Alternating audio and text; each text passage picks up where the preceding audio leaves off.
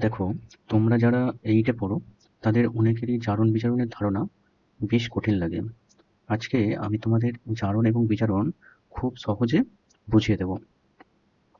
তোমরা ক্লাসটি প্রথম থেকে শেষ পর্যন্ত মন দিয়ে দেখো। প্রয়োজনে তোমরা নিজেদের মতো করে খাতায় নোটস তৈরি করে নাও। তোমরা কি কখনো লোহার জিনিসে মরিচা পড়তে দেখেছো? নিশ্চয়ই দেখে থাকবে ঘরেতে। আবার কখনো আপেল কেটে রাখলে সেই আপেলে লালচে বাদামি রঙের একটা ছোপ পড়তে দেখেছো? তো এই ঘটনাগুলো কেন ঘটে কোনোদিন তোমাদের মনে প্রশ্ন জাগেনি? হয়তো বা জেগেছে, কারো মনে জেগেছে, কারো মনে জাগেনি। তো এই ঘটনাগুলোর পেছনে লুকিয়ে আছে আজকের এই বিষয়, জারণ এবং বিজারণ।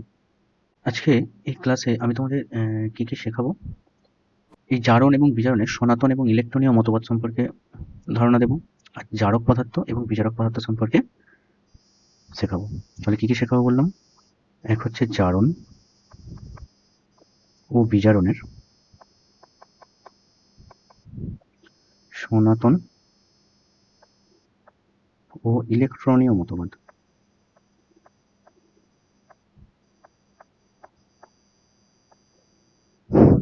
আর একটা কি? জারক পদার্থ ও বিজারক পদার্থ।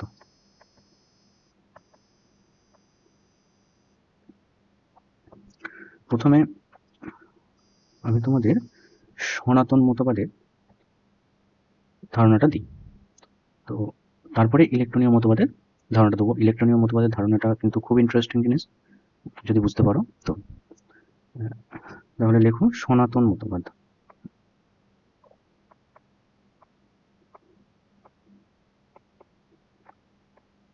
Old concept.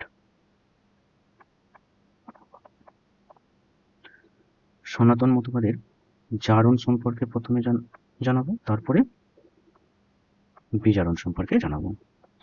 দেখো, জারণটা কি? জারণ মানে হলো কোনো একটা রাসায়নিক বিক্রিয়ায় অক্সিজেন ও ক্লোরিন যুক্ত হওয়া, আর কি হাইড্রোজেন বেরিয়ে যাওয়া। তাহলে কি দেখলাম? দেখলাম যে জারণ মানে হলো কোনো একটা বিক্রিয়ায় অক্সিজেন এবং ক্লোরিন যুক্ত হওয়া। অক্সিজেন ও ক্লোরিন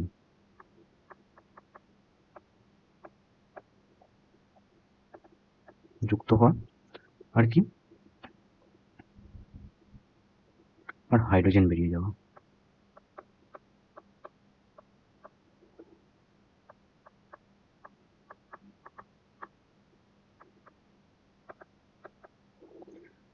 তো ব্যাপারটা ঠিক ক্লিয়ার হলো না তো? দেখো, যদি একটা বা কয়েকটা রাসায়নিক বিক্রিয়ার মাধ্যমে ব্যাপারটি বোঝা যায়, তাহলে দেখো ক্লিয়ার হয়ে যাবে। ধরো, যদি ম্যাগনেসিয়ামের সঙ্গে অক্সিজেন বিক্রিয়া করে, কি তৈরি হয়? ম্যাগনেসিয়াম অক্সাইড তৈরি হয়। কি সংকেত? ম্যাগনেসিয়াম অক্সাইডের MgO। তাহলে এইখানে দেখো, এইখানে কি ছিল? ম্যাগনেসিয়াম। কি যুক্ত হলো? অক্সিজেন। ম্যাগনেসিয়ামের সঙ্গে অক্সিজেন যুক্ত হয়ে কি তৈরি হলো? Magnesium oxide. তাহলে এটা কি বিক্রিয়া হবে? ম্যাগনেসিয়ামের সঙ্গে তো অক্সিজেন যুক্ত হলো, কার সঙ্গে যুক্ত হলো? ম্যাগনেসিয়ামের সঙ্গে। তাহলে যার সঙ্গে যুক্ত হলো সেটা হলো জারণ। তাহলে এখানে কার জারণ ঘটলো? ম্যাগনেসিয়ামের জারণ ঘটলো। ক্লিয়ার? এবার দেখো, ধরো যদি আয়রনের সঙ্গে ক্লোরিনের বিক্রিয়া ঘটে, আয়রনের সঙ্গে যদি ক্লোরিনের বিক্রিয়া ঘটে, তাহলে কি ক্লোরাইড উৎপন্ন হয়? ফেরিক ক্লোরাইডের সংকেত কি? FeCl3। এখানে কি? এখানে দেখো, আয়রন, আয়রনের সঙ্গে কি যুক্ত হলো? ক্লোরিন যুক্ত হলো, যুক্ত হয়ে কি তৈরি হলো? Ferric chloride. তাহলে ক্লোরিনটা তো যুক্ত হলো, কার সঙ্গে যুক্ত হলো? আয়রনের সঙ্গে। আয়রনের সঙ্গে যুক্ত হলো, তাহলে এখানে জারণ কার ঘটেছে? লোহার জারণ ঘটেছে। কেন? কারণ আয়রনের সঙ্গেই তো ক্লোরিনটা যুক্ত হলো, সেই জন্য, তাই না? ক্লিয়ার হলো এবারে ব্যাপারটা? দেখো, আরো উদাহরণ দেওয়া যাক। ধরো অনেকের বাড়িতেই তো রান্না কাঠে হয়। কাঠ মানে কি? তাতে কি আছে? কার্বন আছে। তাহলে কার্বনের সঙ্গে অক্সিজেন বিক্রিয়া করছে, করে কি উৎপন্ন করছে? কার্বন ডাই অক্সাইড উৎপন্ন করছে, তাই তো? কেন? কার্বন, কার্বনকে পোড়াতে কি কি লাগে? অক্সিজেন ছাড়া কি কোনো আগুন জ্বলতে পারে? পারে না, না? এমনকি আমরা যে বাইক চড়ি বা গাড়ি চড়ি, তার যে ইঞ্জিনটা চলে না, অক্সিজেন ছাড়া কিন্তু স্টার্টই নেবে না। সেখানে যে পেট্রোল বা ডিজেল ব্যবহার করা হয়, সেটার যে দহন হয়, সেই দহনের জন্য কিন্তু অক্সিজেন লাগে। তাহলে বাড়িতে কাঠ জ্বালাতেও অক্সিজেন লাগে। এই অক্সিজেনের সঙ্গে ওই কার্বনের বিক্রিয়া হয়। বিক্রিয়া হয়ে কি তৈরি হয়? কার্বন ডাই অক্সাইড তৈরি হয়। তাহলে আমরা কি লিখতে পারি? আমরা লিখতে পারি কাঠ কয়লা। কাঠ কয়লা মানে কি? তাতে কি আছে? কার্বন আছে। তার সঙ্গে কার বিক্রিয়া হয়? অক্সিজেনের বিক্রিয়া হয়। এর কি তৈরি হয়? CO2 তৈরি হয়। এটা তোমরা বাড়িতে করে নিতে পারবে। ধরো একটা গ্যাস জার নিলে, একটা প্রজ্বলন চামচ নিলে, প্রজ্বলন চামচ তোমরা বাড়িতে একটা টিনের কৌটো কেটে করে নিতে পারো। তার দিয়ে একটা এরকম ডান্ডি করে নিলে, তার দিয়ে এরকম একটা ডান্ডি করে নিলে, করে দেওয়ার পর এখানটায় কিছু কাঠ কয়লা দিয়ে দিলে, কাঠ কয়লা দিয়ে জ্বালিয়ে দিলে। জ্বালিয়ে দিলে কি হবে? এখানে তো বিভিন্ন গ্যাস উৎপন্ন হবে। এই যে গ্যাসটা, এই গ্যাসটাকে সংগ্রহ করলে, সংগ্রহ করার পর এইখানে যে গ্যাসটা, সেটাকে সংগ্রহ করার পর তোমরা কি করলে? এই গ্যাসটাকে চুন জলের মধ্য দিয়ে পাঠিয়ে দিলে, স্বচ্ছ চুন জল একদম। ঠিক আছে? তাহলে দেখা যাবে যে এই স্বচ্ছ চুন জলটি ঘোলা হয়ে গেল। এবার স্বচ্ছ চুন জলকে ঘোলা করে কি? Carbon die oxide. এটা আগে তোমরা জেনেছো। তাহলে এখানে বিক্রিয়াতে আমরা কি বলতে পারি? এখানে নিশ্চয়ই কার্বন ডাই অক্সাইড উৎপন্ন হলো, তাই তো? এখানে কার্বন ডাই অক্সাইড উৎপন্ন হলো। তাহলে এর মধ্যে যে গ্যাসটা তৈরি হলো সেটা কি? Carbon die oxide. ক্লিয়ার? দেখো আরো কিছু উদাহরণ দেওয়া যাক।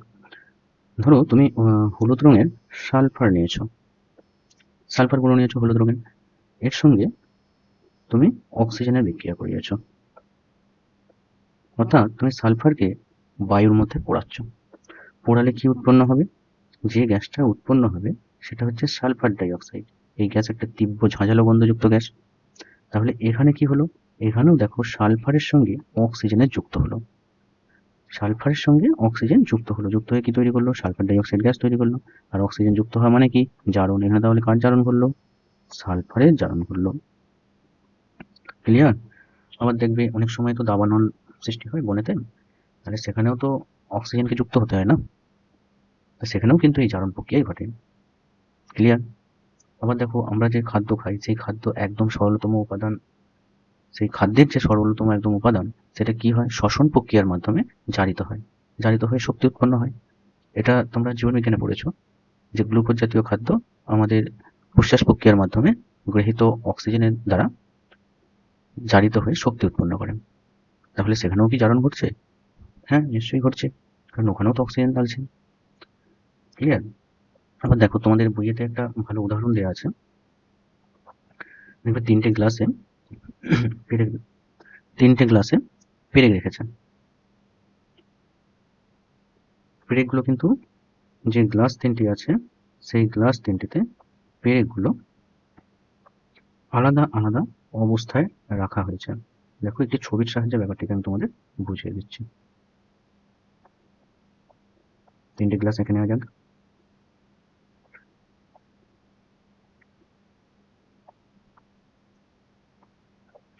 তিনটে গ্লাসে কিছু পেরেক আছে।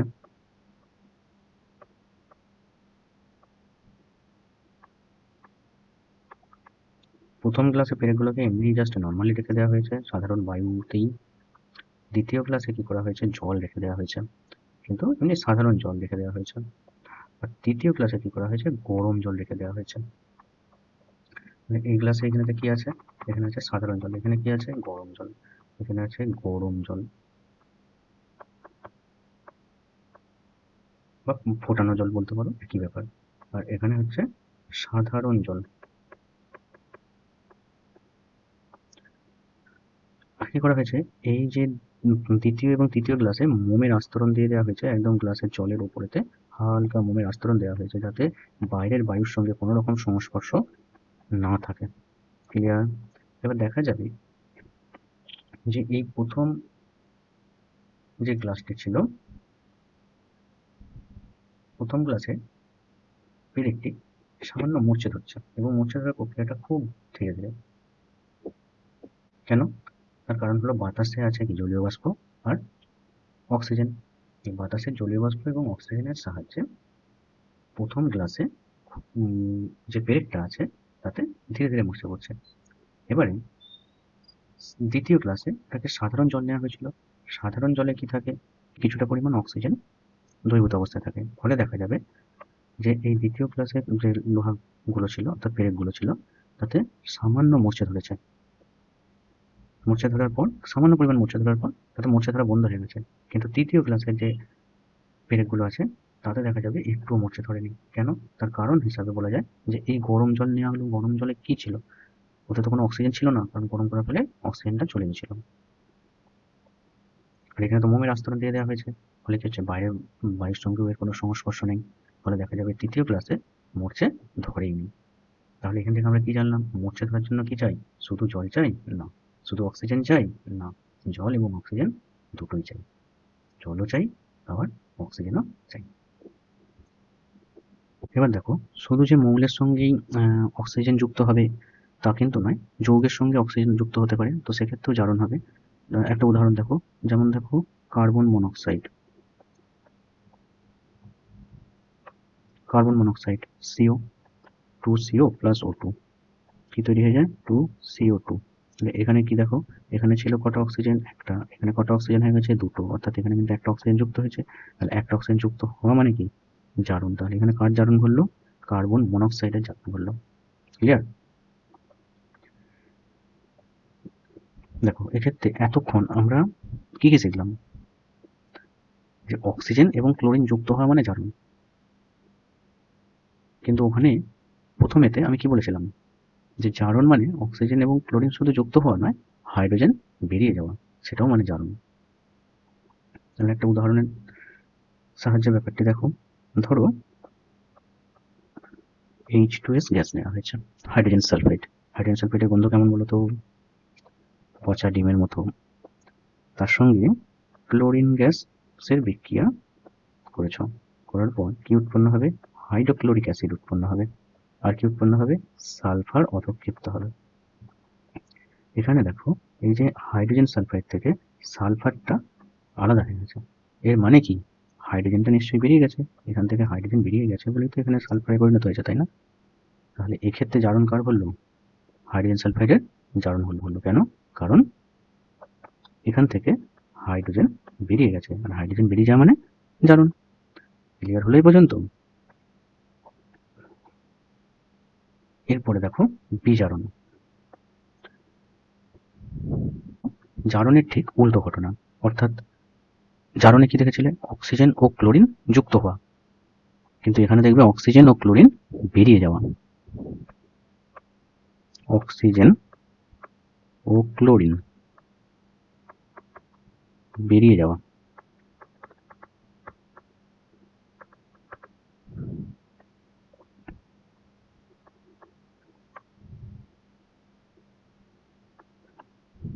আর কি?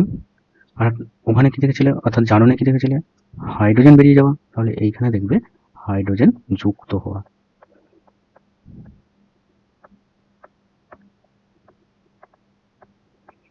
এবার দেখো, একটা উদাহরণের সাহায্যে ব্যাপারটিকে বুঝে নেওয়া যাক। ধরো কিউপ্রিক অক্সাইড নিয়েছো, CuO। তার সঙ্গে তুমি হাইড্রোজেন গ্যাসের বিক্রিয়া ঘটিয়েছ। ঘটালে কি উৎপন্ন হবে? ধাতব কপার উৎপন্ন হবে, সঙ্গে জল উৎপন্ন হবে। এখানে দেখো, এখানে কি ছিল? Cupric oxide. এখানে কি উৎপন্ন হলো? কপার উৎপন্ন হলো। অর্থাৎ কি হলো? অক্সিজেন নির্গত হয়ে গেল। মানে এতে অক্সিজেন ছিল, কিন্তু এখানে অক্সিজেন নেই। আর অক্সিজেন নির্গত হওয়া মানে কি? বিজারণ। তাহলে এখানে কার বিজারণ হলো? কিউপ্রিক অক্সাইডের বিজারণ হলো। ক্লিয়ার হলো? এখানে কিউপ্রিক অক্সাইডের বিজারণ হয়ে গেল। আরেকটা বিক্রিয়া দেখো। ধরো নাইট্রোজেন গ্যাস নিয়েছো, নাইট্রোজেন গ্যাসের সঙ্গে হাইড্রোজেন গ্যাসের বিক্রিয়া ঘটাচ্ছ। নাইট্রোজেন গ্যাসের সঙ্গে হাইড্রোজেন গ্যাসের বিক্রিয়া ঘটানোর কিছু শর্ত আছে, সেই শর্তটা মানতে হবে। অর্থাৎ এক্ষেত্রে নিকেল অনুঘটক লাগবে। এক্ষেত্রে চাপ 200 অ্যাটমসফিয়ার চাপ লাগবে। আর প্রায় 550 ডিগ্রি সেলসিয়াস তাপ লাগে। তাহলে দেখা যাবে যে নাইট্রোজেন আর হাইড্রোজেন যুক্ত হয়ে অ্যামোনিয়া গ্যাস তৈরি করেছে, NH3। এই অ্যামোনিয়া গ্যাস তৈরি করেছে। তাহলে এখানে কি হলো? এখানে হাইড্রোজেন যুক্ত হলো, নাইট্রোজেনের সঙ্গে হাইড্রোজেন যুক্ত হলো, যুক্ত হয়ে অ্যামোনিয়া গ্যাস তৈরি হলো। আর হাইড্রোজেন যুক্ত হওয়া মানে কি? বিজারণ। তাহলে এখানে কার বিজারণ হলো? নাইট্রোজেনের বিজারণ হলো। কেন? কারণ নাইট্রোজেনের সঙ্গে তো হাইড্রোজেন যুক্ত হয়েছে, তাই। ক্লিয়ার? এবার দেখো তোমাদের বইয়েতে একটা ছকে অনেকগুলো বিক্রিয়া দেওয়া আছে এবং ওখানে কার জারণ ঘটেছে, কার বিজারণ ঘটেছে এবং কেন ঘটেছে সেটা জিজ্ঞাসা করেছেন। দেখো ওইটা সম্পর্কে তোমাদের আমি বলে দিচ্ছি। দেখো আমি এবারে এখানে প্রত্যেকটি বিক্রিয়া আলোচনা করব। তোমরা প্রথমে প্রত্যেকটি বিক্রিয়া মন দিয়ে দেখো, বোঝো এবং তারপরে একা একা করার চেষ্টা করো। প্রথম বিক্রিয়াটার ক্ষেত্রে দেখো কি আছে, সালফার ডাই অক্সাইড আছে আর অক্সিজেন আছে। সালফার ডাই অক্সাইড এবং অক্সিজেন বিক্রিয়া করেছে, বিক্রিয়া করে সালফার ট্রাই অক্সাইড উৎপন্ন করেছে। এখানে দেখো সালফার ডাই অক্সাইড ছিল, হয়েছে কি সালফার ট্রাই অক্সাইড, অর্থাৎ একটা অক্সিজেন যুক্ত হয়েছে। আর অক্সিজেন যুক্ত হওয়া মানে কি জারণ। তাহলে এখানে কার জারণ করলো, সালফার ডাই অক্সাইডের জারণ করলো। আর অক্সিজেন কি হয়েছে, অক্সিজেন একটা ইলেকট্রন নিজে গ্রহণ করেছে। আর ইলেকট্রন গ্রহণ করা মানে বিজারণ। দেখো এই ইলেকট্রন গ্রহণ করার ব্যাপারটা আমি তোমাদের একটু পরে বোঝাচ্ছি, যখন ওই ইলেকট্রনীয় মতবাদ বোঝাবো তখন এই ব্যাপারটা বুঝতে পারবে। এখন শুধু এটুকু জেনে রাখো যে অক্সিজেনের বিজারণ ঘটেছে। ক্লিয়ার? এবার 2 নম্বরটা দেখো। 2 নম্বরে কি আছে, Fe2O3, তার সঙ্গে সিও আছে। কি তৈরি করেছে, Fe তৈরি করেছে আর CO2 তৈরি করেছে। অর্থাৎ দেখো Fe2O3 থেকে O3টা বেরিয়ে গেল, বেরিয়ে কি কি হয়ে গেল, Fe হয়ে গেল। অন্যদিকে CO থেকে অক্সিজেন যুক্ত হয়ে গিয়ে CO2 হলো। তাহলে এক্ষেত্রে Fe2O3 এর কি ঘটলো, বিজারণ ঘটলো। কেন? কারণ অক্সিজেন বেরিয়ে গেছে।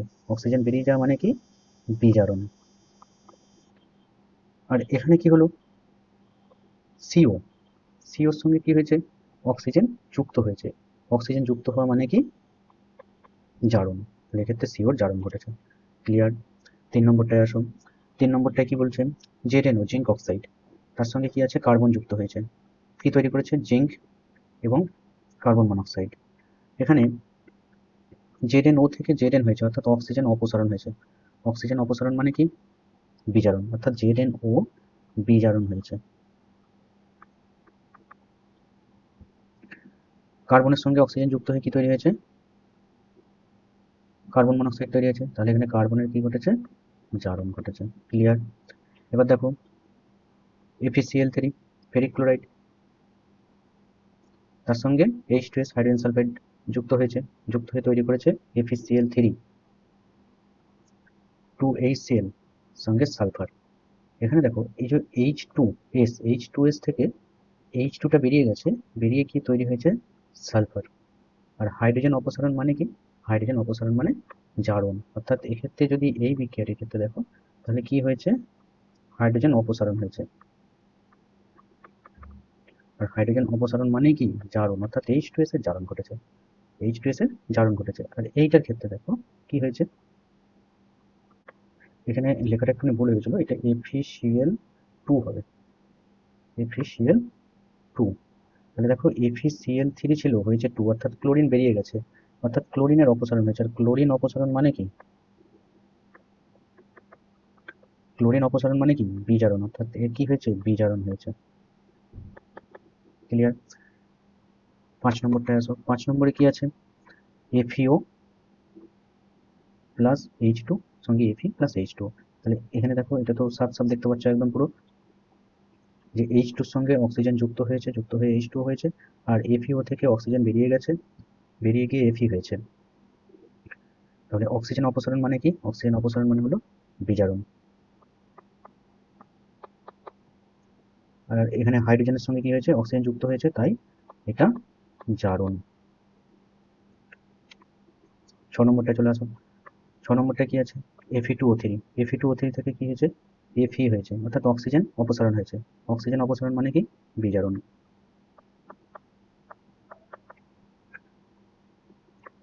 কি ছিল এখানে অ্যালুমিনিয়াম, আর এখানে কি হয়েছে অ্যালুমিনিয়াম অক্সাইড উৎপন্ন হয়েছে, Al2O3। তাহলে কি হয়েছে, এখানে অক্সিজেন যুক্ত হয়েছে। অক্সিজেন যুক্ত হওয়া মানে কি জারণ। এখানে তাহলে অ্যালুমিনিয়ামের জারণ ঘটেছে। এবার দেখো এই যে বিক্রিয়াগুলো করালাম, এই বিক্রিয়াগুলোতে একটা কমন জিনিস কি দেখতে পাচ্ছ, প্রত্যেকটা বিক্রিয়াতেই জারণ এবং বিজারণ একই সঙ্গে ঘটেছে। আসলে যে কোনো বিক্রিয়াতে জারণ এবং বিজারণ একই সঙ্গে ঘটে, শুধুমাত্র জারণ অথবা শুধুমাত্র বিজারণ এরকম ঘটে না। জারণ বিজারণ ভাই ভাই। ওই জন্য প্রথমে বলেছিলাম কি জারণ এবং বিজারণ দুটো পরিপূরক ঘটনা। এবার দেখো এই বিক্রিয়াগুলো থেকেই আমরা জারক এবং বিজারক ব্যাপারটা আলোচনা করে নিতে পারি। বিজারক আর জারক ব্যাপারটা কি আলোচনা করে নিতে পারি। ধরো এই যে পদার্থটা SO2, এর কি ঘটেছে? জারণ ঘটেছে। জারণ ঘটেছে মানে কি? এ নিশ্চয়ই অন্যজনকে বিজারিত করছে।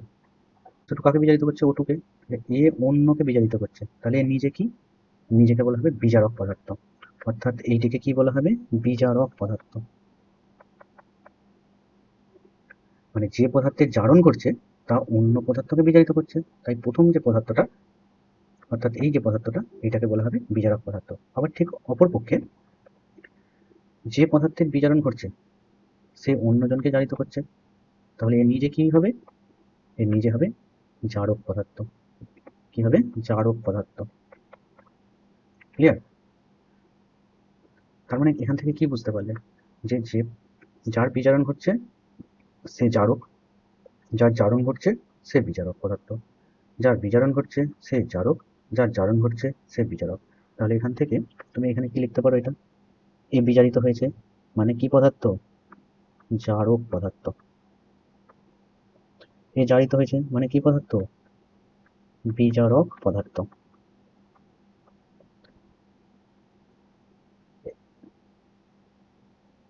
বিজারণ হয়েছে, বিজারণ হলে কি হবে?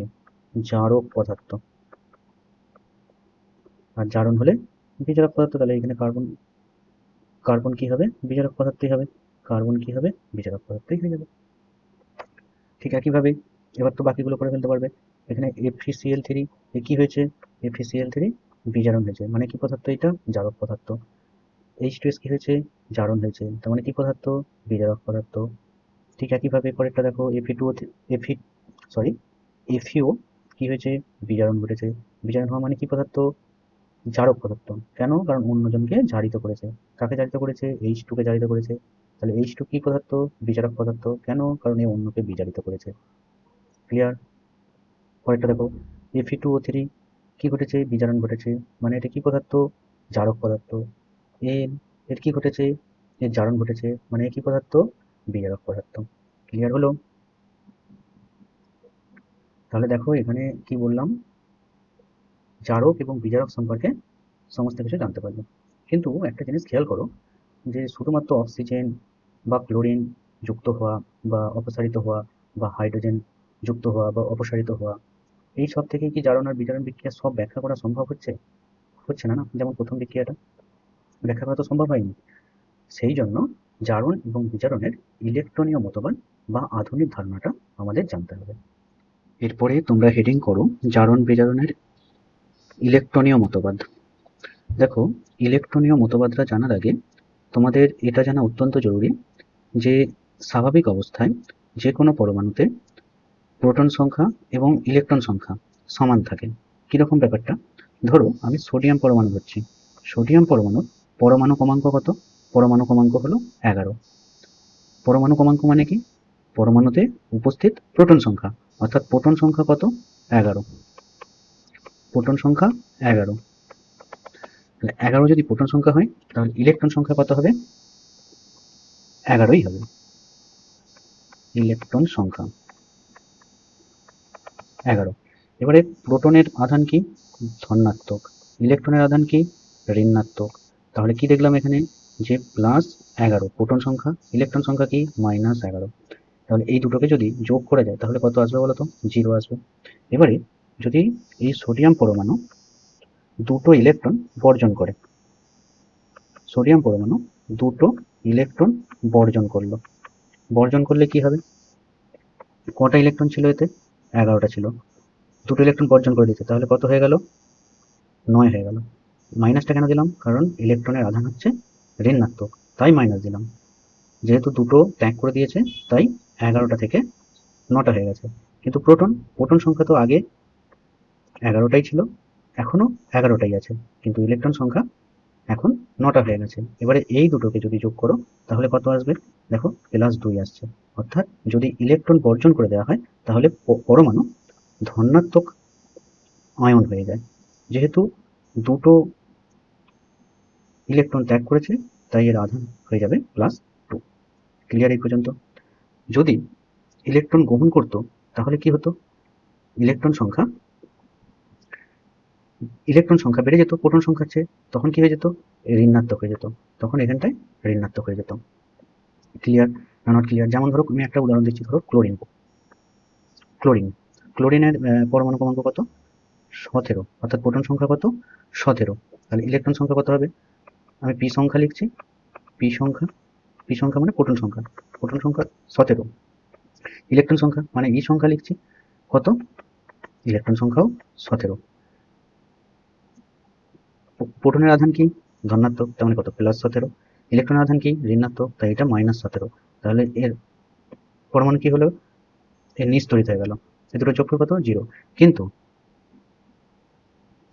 ক্লোরিন দেখা গেল একটা ইলেকট্রন গ্রহণ করছে। ক্লোরিন দেখা গেল, আমি ধরলাম যে একটি ইলেকট্রন গ্রহণ করছে, তাহলে কি হবে? প্রোটন সংখ্যা তো কোনো পরিবর্তন হবে না, প্রোটন সংখ্যা তো 17ই থাকবে।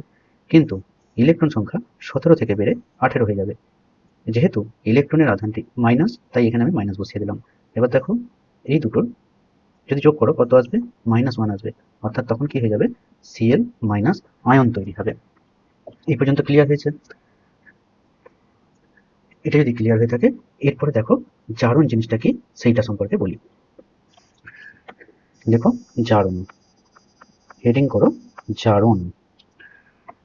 কোনো পরমাণু বা আয়ন যখন ইলেকট্রন বর্জন বা ত্যাগ করে তখন তাকে জারণ বলা হয়। জারণ মানে কি হলো তাহলে? ইলেকট্রন বর্জন, ইলেকট্রন বর্জন বা ত্যাগ। ধরো জিঙ্ক Zn দুটো ইলেকট্রন বর্জন করলো, দুটি ইলেকট্রন বর্জন করলো, আমি ই বর্জন লিখে দিলাম। ইলেকট্রন বর্জন করলো, তাহলে কি হয়ে যাবে?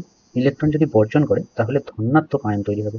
যেহেতু দুটো ইলেকট্রন বর্জন করেছে তাহলে Zn2+ হয়ে যাবে। বিক্রিয়াটা এইভাবে লেখা যেতে পারে, ধরো জিঙ্ক Zn2+ প্লাস দুটো ইলেকট্রন বর্জন করেছে। তাহলে এটা কি বিক্রিয়া হবে? এটা জারণ হবে। অর্থাৎ এখানে জিঙ্কের জারণ ঘটেছে। কেন? জিঙ্ক হচ্ছে ইলেকট্রন বর্জন করেছে, ইলেকট্রন বর্জন করেছে বলেই তো এখানে প্লাস হয়েছে। আমি তোমাদের একটু আগেই কি দেখালাম যে বর্জন করলে এখানে প্লাস হয়ে যায়। কেন?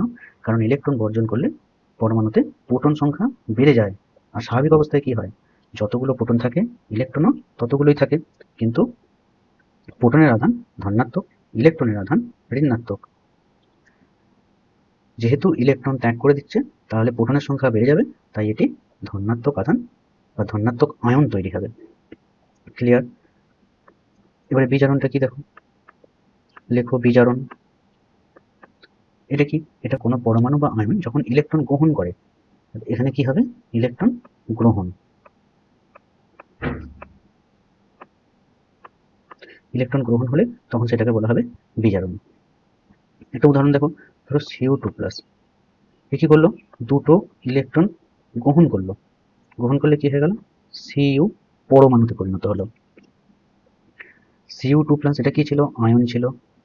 দুটো ইলেকট্রন গ্রহণ করেছে, ইলেকট্রনের আধান কি? মাইনাস।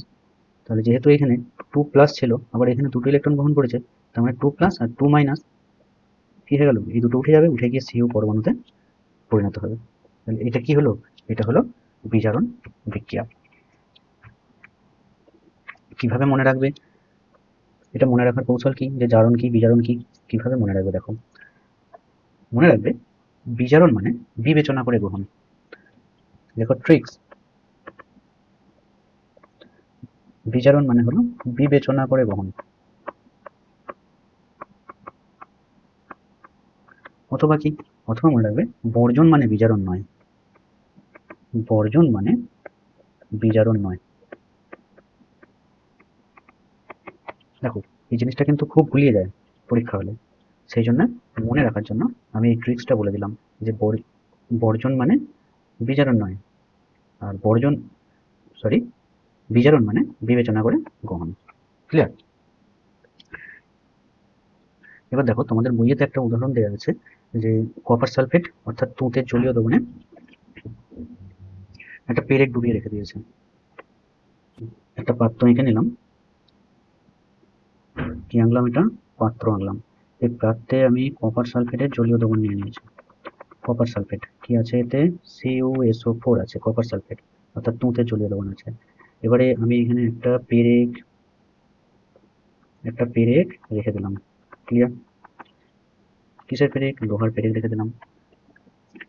এবারে এই লোহার পেরেকটা কিছুক্ষণ রাখার পর তুলে নিয়ে এটাকে শুকনো করে নিলাম।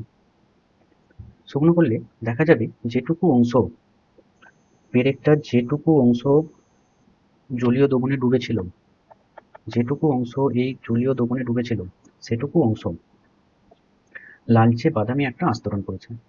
পরীক্ষার সাহায্যে দেখা যায় যে এই লালচে বাদামি আস্তরণটা আসলে ধাতব কপার অর্থাৎ তামার। আবার এটাও প্রমাণ করা যায় যে এইখানে যে দ্রবণটা ছিল এই দ্রবণটাতে Fe2+ আয়নও উপস্থিত আছে। এবার ধরো আমরা কি জানি যে কোনো কপার কি দিয়ে তৈরি? কপার পরমাণু দিয়ে। লোহা কি দিয়ে তৈরি? লোহার পরমাণু দিয়ে তৈরি। তাহলে বিক্রিয়ার আগে এবং বিক্রিয়ার পরে এখানে কি ঘটনা ঘটলো দেখো। বিক্রিয়ার আগে কি ছিল? বিক্রিয়ার আগে দ্রবণে ছিল কিউপ্রিক আয়ন। বিক্রিয়ার আগে এখানে লেখো বিক্রিয়ার আগে। বিক্রিয়ার আগে দ্রবণে কি ছিল? দ্রবণে ছিল কিউপ্রিক আয়ন অর্থাৎ Cu2+। পরে কি হলো? পরে Cu পরমাণুতে পরিণত হলো। Cu পরমাণুতে পরিণত হলো মানে এখানে এখানে কি ছিল? কিউপ্রিক আয়ন ছিল। কেন? কারণ কপার সালফেটের জলীয় দ্রবণ ছিল না, তাহলে এখানে কিউপ্রিক আয়ন ছিল। কিন্তু যখন আমরা এইখানে পেরেকটায় দেখছি, সেখানে কি দেখছি? শুধুমাত্র ধাতব কপার আছে, অর্থাৎ কিউপ্রিক আয়নটা কপারে পরিণত হয়েছে। আবার ঠিক একইভাবে লোহার পেরেকে কি ছিল? লোহার পেরেকে ছিল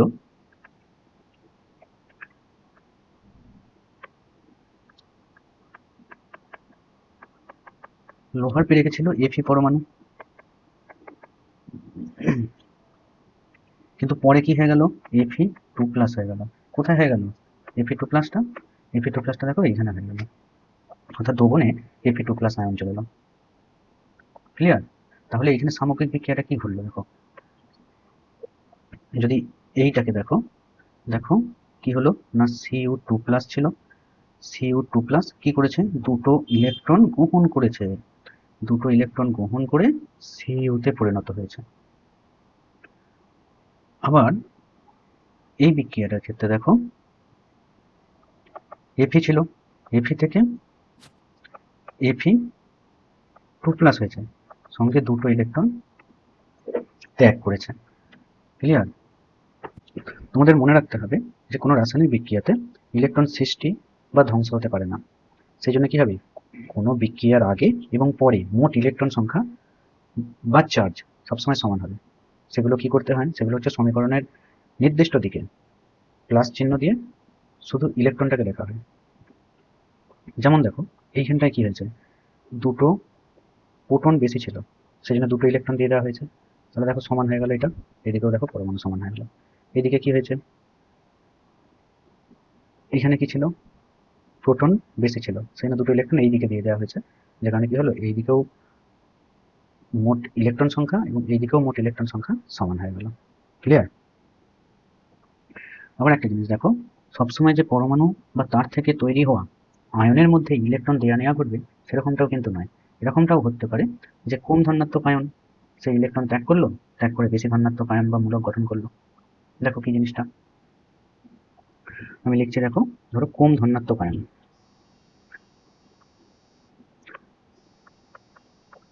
কম ধনাত্মক আয়ন এ কি করবে? ইলেকট্রন ত্যাগ করবে।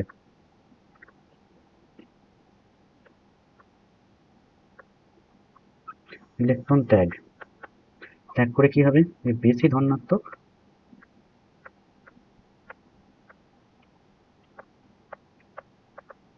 আয়ন বা মূলক গঠন করলো। এখানেও ছিল আয়ন বা মূলক।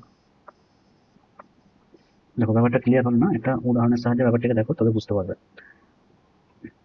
এই জারণ বিজারণের ব্যাপারটা না উদাহরণ ছাড়া বোঝা খুব শক্ত আছে। কিরকম ব্যাপার দেখো, ধরো এইখানে ছিল Fe2+, এবারে আমি এই দিকে কি করলাম, Fe3+ করলাম, অর্থাৎ এইখানে দেখো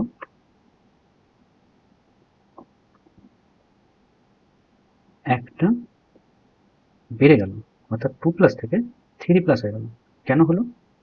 তার কারণ হলো ইলেকট্রন বর্জন করেছে। তাহলে এইখানে কি হবে, একটা ইলেকট্রন দিয়ে দিতে হবে, তবে কি হবে, বাম দিক আর ডান দিক দুদিকে ইলেকট্রন সংখ্যা তবে সমান হবে। আরেকটা উদাহরণ দেখো, ধরো আছে Sn2+, হয়ে গেল Sn4+। কি হলো ঘটনাটা, এইখানে ছিল 2+, এখানে হলো 4+, মানে কটা ইলেকট্রন বর্জন করলো, দুটো ইলেকট্রন বর্জন করলো। তাহলে দুদিকে, এইদিকেও ইলেকট্রন সংখ্যা এবং এদিকেও ইলেকট্রন সংখ্যা যদি সমান রাখতে হয়, তাহলে কি করতে হবে, এইদিকে আরো দুটো ইলেকট্রন দিয়ে দিতে হবে। ক্লিয়ার? আবার দেখো আছে কম ঋণাত্মক, আগেরটা ধনাত্মক দেখালাম, এটা ঋণাত্মক দেখাচ্ছে, কম ঋণাত্মক আয়ন বা মূলক। এ কি করলো, ইলেকট্রন গ্রহণ করলো, গ্রহণ করলে কি হবে, বেশি ঋণাত্মক আয়ন বা মূলকে পরিণত হবে, বেশি ঋণাত্মক আয়ন বা মূলক গঠন করলো।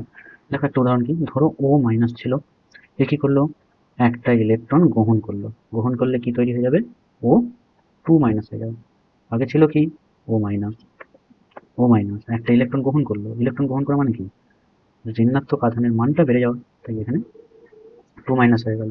ঠিক একইভাবে ধরো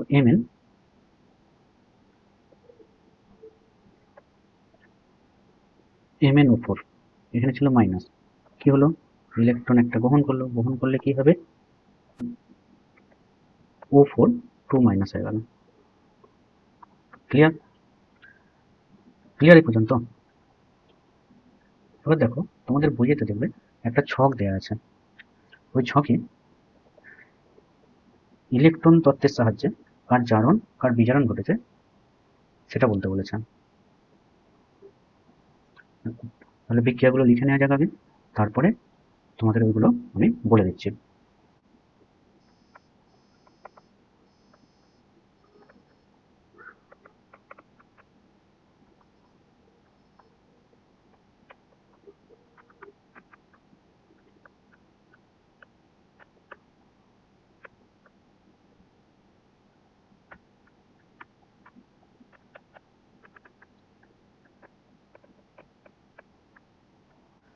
দেখো বিক্রিয়াগুলো লিখে নিলাম। এবারে প্রথম বিক্রিয়াটার ক্ষেত্রে দেখো, প্রথম বিক্রিয়াটা কি আছে, এখানে Fe3+ আছে, কি করেছে, প্লাস E- আছে, অর্থাৎ একটা ইলেকট্রন গ্রহণ করেছে। এবার ইলেকট্রন গ্রহণ করে কিসে পরিণত হয়েছে, Fe2+ পরিণত হয়েছে। এবার এখন বলবে ইলেকট্রন গ্রহণ করেছে, অথচ কেন এখানে 3 থেকে 2 হয়ে গেল, সেটা তো আমি তোমাদের আগেই শিখিয়েছি, কারণ ইলেকট্রনের আধান কি, ঋণাত্মক, এখানে কি আছে 3+, তাহলে এখানে যদি একটা ঋণাত্মক আসে তাহলে 3+ থেকে 2+ হয়ে যাবে। ক্লিয়ার? তাহলে ইলেকট্রন গ্রহণ হয়েছে, ইলেকট্রন গ্রহণ মানে কি, বিজারণ। আমি লিখলাম ইলেকট্রন গ্রহণ, ইলেকট্রনের মাথায় মাইনাস দিলাম কেন, কারণ ইলেকট্রনের চার্জ কি, ঋণাত্মক, তাই এটা কি হলো, বিজারণ হলো। ক্লিয়ার? পরেরটার ক্ষেত্রে কি হয়েছে দেখো, Cl- ছিল, এখানে Cl এ পরিণত হয়েছে, তার মানে কি এই ইলেকট্রনটাকে ত্যাগ করে দিয়েছে, ত্যাগ করে দিয়েছে বলেই তার এটা নেই, Cl এ পরিণত হয়েছে। তাহলে ইলেকট্রন বর্জন, ইলেকট্রন বর্জন মানে কি, জারণ, ইলেকট্রন বর্জন মানে জারণ। তাহলে পরেরটায় বলো তো তোমরা কি হবে ওটা, এটাও দেখো ইলেকট্রন বর্জন, ইলেকট্রন বর্জন মানে এটা কি, জারণ। তারপরেরটা, তারপরেরটা দেখো ইলেকট্রন গ্রহণ হয়েছে, কটা ইলেকট্রন গ্রহণ হয়েছে, দুটো ইলেকট্রন গ্রহণ হয়েছে, এই যে দুটো ইলেকট্রন গ্রহণ হয়েছে, এখানে Cu2+ ছিল, Cu তে পরিণত হয়েছে, মানে দুটো ইলেকট্রন এতে এসেছে, দুটো ইলেকট্রন আসার পরে Cu পরমাণুতে পরিণত হয়েছে। দুটো ইলেকট্রন গ্রহণ মানে কি, বিজারণ।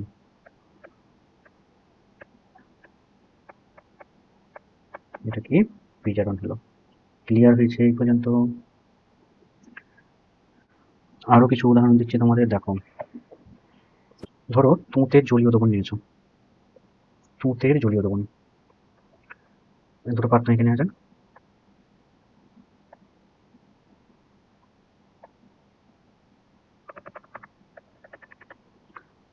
জিঙ্কের ছিবড়ে দিয়ে দিয়েছো, মানে জিঙ্কের টুকরো দিয়ে দিয়েছো।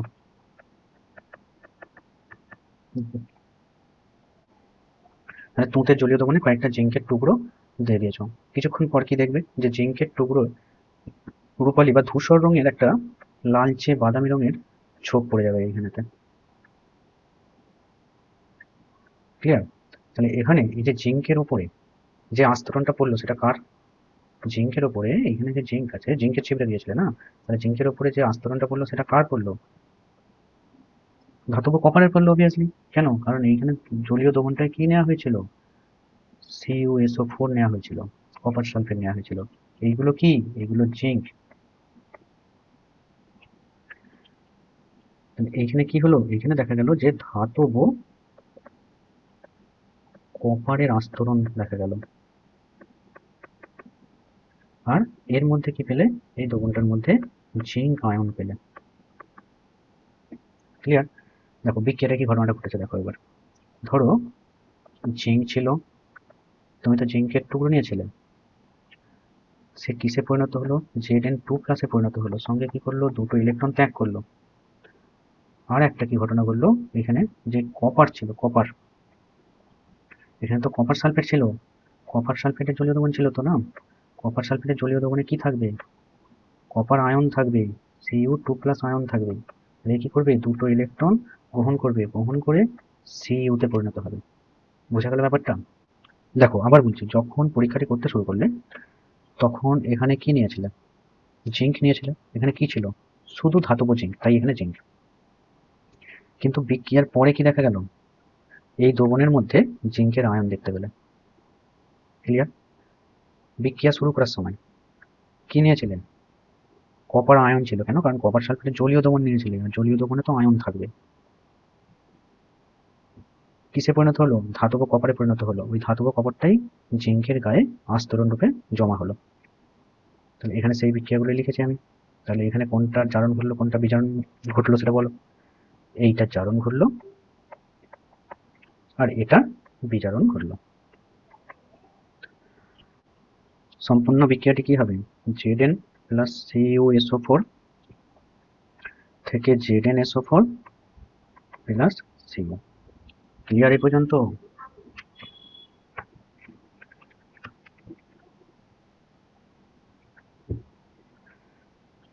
দেখো আরো উদাহরণ দিচ্ছি।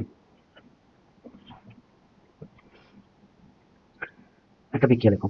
ধরো লেখো FeCl3 সঙ্গে SnCl2, 2FeCl2 প্লাস SnCl4। এখানে কি আছে? Ferric chloride. তার সঙ্গে কার বিক্রিয়া হয়েছে? স্ট্যানাস ক্লোরাইডের। কি উৎপন্ন হয়েছে? ফেরাস ক্লোরাইড আর স্ট্যানিক ক্লোরাইড উৎপন্ন হয়েছে। ক্লিয়ার? এখানে এই যে Fe কটা ক্লোরিনের সঙ্গে যুক্ত আছে? 3টে ক্লোরিনের সঙ্গে যুক্ত আছে। তাহলে এই Fe এর যোজ্যতা কত হবে? 3 হবে। Fe এর যোজ্যতা হবে +3। ক্লিয়ার? এইখানে Sn কটা ক্লোরিনের সঙ্গে যুক্ত আছে? 2টো। তাহলে Sn এর যোজ্যতা কত হবে? +2। বিক্রিয়ার ডান দিকে দেখো, কটা ক্লোরিনের সঙ্গে যুক্ত আছে? 2টো। তাহলে এইখানে Fe এর যোজ্যতা কত হবে? +2। এইখানে কটা ক্লোরিনের সঙ্গে যুক্ত আছে?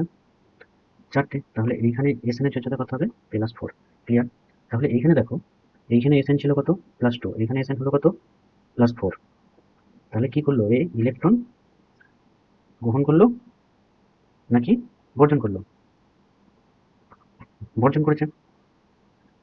ইলেকট্রন বর্জন করেছে, বর্জন করেছে বলেই প্লাস হয়েছে। আর বর্জন মানে কি? জারণ। তাহলে এইটা হলো জারণ বিক্রিয়া। ক্লিয়ার? এখানে Fe কটা ছিল? 3টে। এখানে Fe কটা হয়েছে? 2টো। অর্থাৎ এখানে কি হয়েছে? +3 থেকে +2 হয়েছে। তার মানে কি? ইলেকট্রন গ্রহণ করেছে। ইলেকট্রন গ্রহণ মানে কি? বিজারণ বিক্রিয়া। এইটা হলো বিজারণ। এই বিক্রিয়াটার ক্ষেত্রে দেখো, এই যে বিক্রিয়াটা করলাম আমি, এই বিক্রিয়াটা শুধুমাত্র ধনাত্মক আধানযুক্ত যে আয়নগুলো আছে তাদেরই আধানের পরিবর্তন ঘটেছে। ক্লিয়ার? এই ব্যাপারে তোমরা আবার উঁচু ক্লাসে উঠে বিস্তারিত জানতে পারবে। এবার দেখো, এই ইলেকট্রনীয় তত্ত্বের সাহায্যে কিভাবে জারক এবং বিজারক এই দুটোকে ব্যাখ্যা করবে। তাহলে দেখো, জারক আর বিজারক। দেখুন জারক, জারক কোনটা?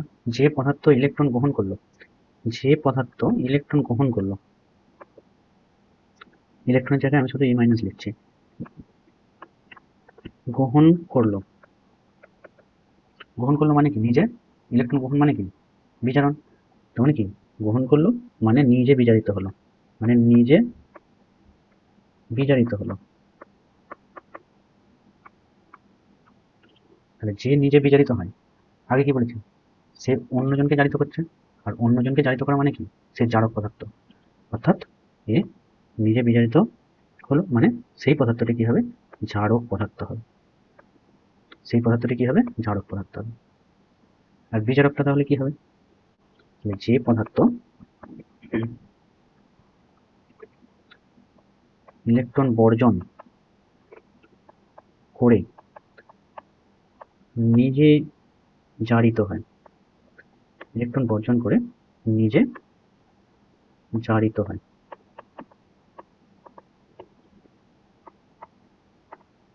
সেই পদার্থটি বিজারক। ক্লিয়ার না নট ক্লিয়ার? দেখো একটা উদাহরণ দিই। ধরো CuO প্লাস H2 থেকে Cu প্লাস H2O হয়েছে।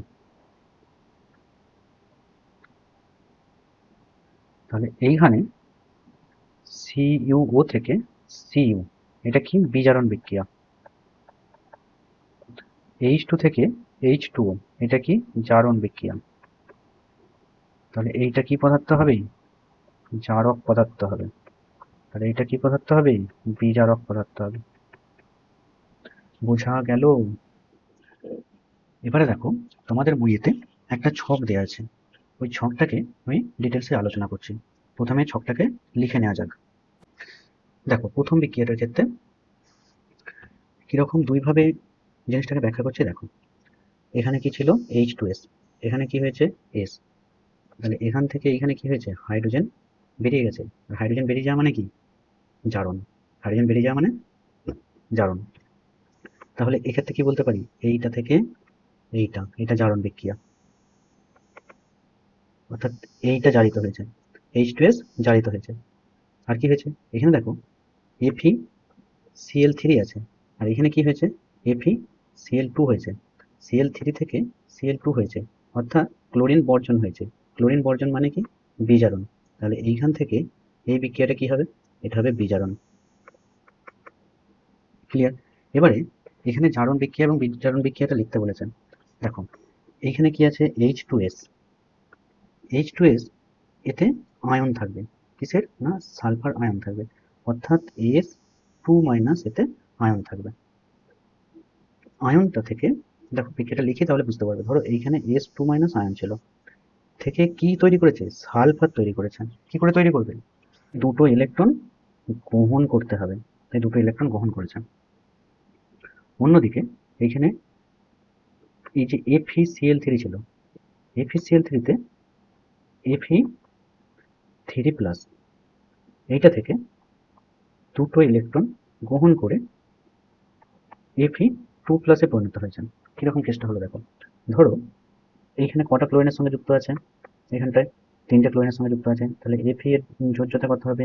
+3। এখানে কটা ক্লোরিনের সঙ্গে যুক্ত আছে? দুটো, তাহলে এখানে Fe এর যোজ্যতা কত হবে? +2। তাহলে এখানে কত ছিল? +3। এখানে কত হলো? +2। তাহলে +3 থেকে +2 হলো, +3 থেকে +2 হলো, +3 থেকে +2 হওয়া মানে কি? এই ইলেকট্রন গ্রহণ করেছে। এই যে দেখো এখানে ইলেকট্রন গ্রহণ করেছে। ইলেকট্রন গ্রহণ মানে কি? এটা বিজারণ বিক্রিয়া। এবার এখানে কেন 2 লিখলাম? এখানে দেখো 2 আছে, তাই এখানে 2। তাহলে দুটো Fe3+ আছে, দুটো Fe3+ আছে, তাই দুটো ইলেকট্রন গ্রহণ হবে। দুটো ইলেকট্রন গ্রহণ হয়ে দুটো Fe2+ এ পরিণত হবে। ক্লিয়ার হলো? তাহলে এখানে জারক পদার্থ কোনটা আর বিজারক পদার্থ কোনটা? এখানে জারক পদার্থ হলো এইটা, আর বিজারক পদার্থ হলো এটা। কেন? কারণ এর জারণ ঘটেছে। তাহলে এইটা হবে বিজারক, এইটা হবে বিজারক। বোঝা যাচ্ছে তো লেখা? আর এইটা হবে জারক। ক্লিয়ার? এবার দ্বিতীয় বিক্রিয়ার ক্ষেত্রে দেখো। এখানে কি ছিল, ছিল 2Na।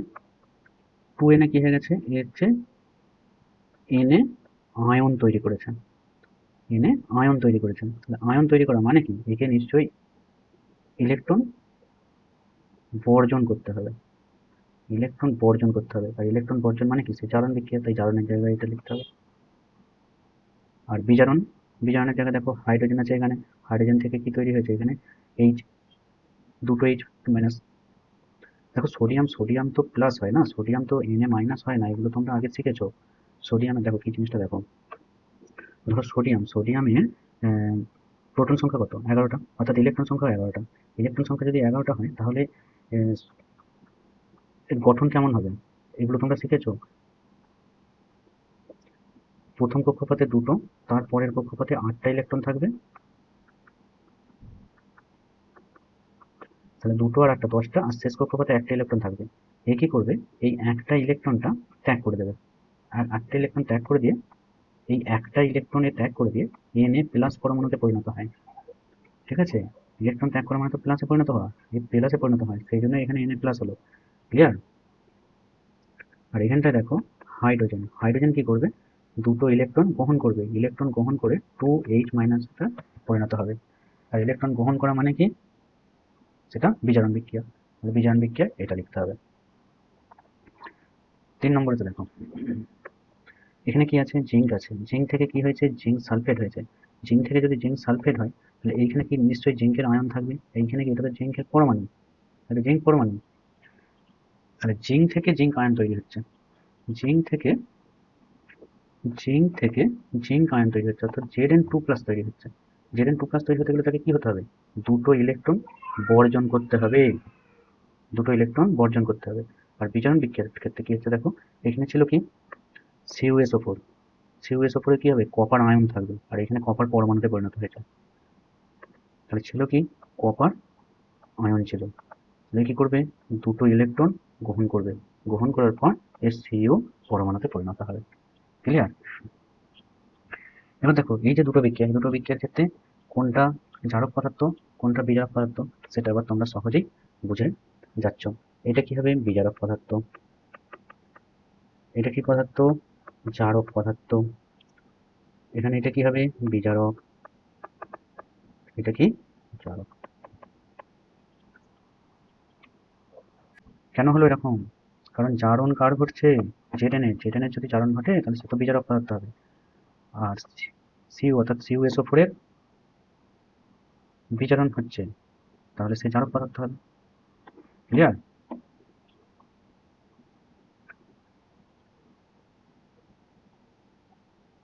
পরেরটা দেখো কি আছে, FeO, কি তৈরি হয়েছে, Fe, তাহলে অক্সিজেন ত্যাগ করে দিয়েছে, অক্সিজেন ত্যাগ করে দিয়েছে। আর অক্সিজেন ত্যাগ মানে কি, বিজারণ।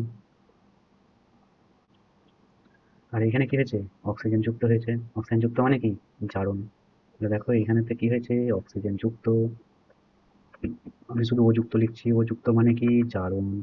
এইখানেতে কি হয়েছে, ও বেরিয়ে গেছে, বর্জন, ও বর্জন মানে কি, বিজারণ। তাহলে এখানে জারক পদার্থকে, এইটা জারক পদার্থ, বিজারক পদার্থকে, এইটা বিজারক পদার্থ। বিক্রিয়াটা কি আসবে, এখানে ছিল CO, CO থেকে O2- থেকে CO2 প্লাস দুটো ইলেকট্রন মাইনাস। বিজারণ বিক্রিয়া কি হবে, Fe2+ প্লাস দুটো ইলেকট্রন থেকে Fe তে পরিণত হয়েছে। ক্লিয়ার। পরেরটা দেখো, এখানে কি আছে, FeSO4, FeSO4 এ তাহলে কি থাকবে, ফেরাস আয়ন থাকবে, FeSO4 এ কি থাকবে, ফেরাস আয়ন থাকবে। তাহলে ফেরাস আয়ন কোথায় লিখবে, ফেরাস আয়ন কোথায় লিখবে, Fe2+ এইখানে লিখলে এ কিসে পরিণত হবে, Fe পরমাণুতে পরিণত হবে। আর Fe পরমাণুতে পরিণত হতে গেলে কি করতে হবে, দুটো ইলেকট্রন গ্রহণ করতে হবে। তাহলে এটা কি হবে, বিজারণ বিক্রিয়ার দিকে হবে। আচ্ছা এখানে কি আছে, জিঙ্ক আছে, জিঙ্ক কিসে পরিণত হয়েছে, ZnSO4 এ পরিণত হয়েছে। তাহলে এখানে কি থাকবে, জিঙ্কের আয়ন থাকবে।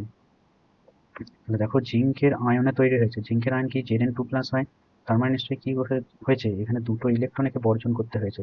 এখানে কি ছিল, জিঙ্ক ছিল, তাহলে এটা কি বিক্রিয়া হবে, জারণ বিক্রিয়া হবে। তাহলে এখানে জারক পদার্থ কে, এইটা জারক পদার্থ। বিজারক পদার্থকে, এইটা বিজারক পদার্থ। কেন? কারণ এর জারণ ঘটেছে, যার জারণ ঘটে সে বিজারক, আর যার বিজারণ ঘটে সে জারক। যার জারণ ঘটে সে বিজারক পদার্থ, যার বিজারণ ঘটে সে জারক পদার্থ। ক্লিয়ার হয়েছে? তোমরা যদি ক্লাসটি ভালোভাবে বুঝে থাকো তাহলে চ্যানেলটি সাবস্ক্রাইব করবে, বন্ধুদের মধ্যে শেয়ার করবে এবং ভিডিওটি অবশ্যই লাইক করবে। দেখা হচ্ছে পরবর্তী ক্লাস নিয়ে। তোমাদের যদি কোনো চ্যাপ্টার কঠিন বলে মনে হয় তোমরা আমাকে কমেন্টে জানিও, আমি সেটা এইভাবে সহজ করে তোমাদের বুঝিয়ে দেবো।